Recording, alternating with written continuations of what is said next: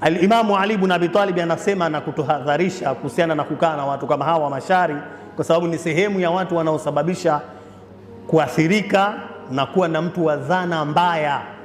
Anasema mujalasatul ashrar turithu su'i dhanna bil akhyar, kukaa vikao na watu wa shari kuna kurithisha wewe dhana mbaya kwa watu wema.